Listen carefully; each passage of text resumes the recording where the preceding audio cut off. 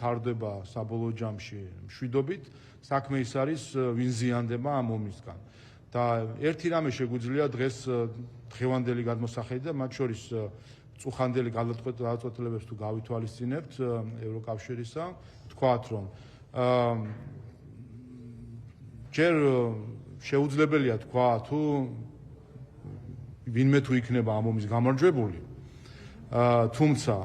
უკვე დანამდვილებით შეიძლება თქვა, რომ ამ ომს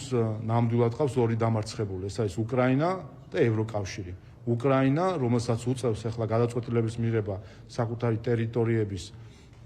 დაკარგვის დე-ფაქტო აღიარებაზე, რომელმაც ასობით ათასი საკუთარი მოქალაქე დაკარგა ამ 4 წლის განმავლობაში, დაღვარა სისხლი, დაანგრია ეკონომიკა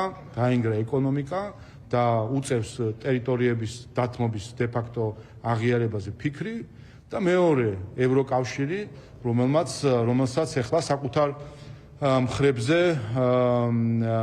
აწევინეს, აკიდეს ტვირთი უკრაინის ფინანსური დახმარებისა,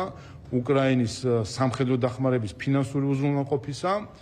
ამ ყველაფერშიც წუხანდელი გადაწყვეტილებით ევროკავშირი იღებს ცესხს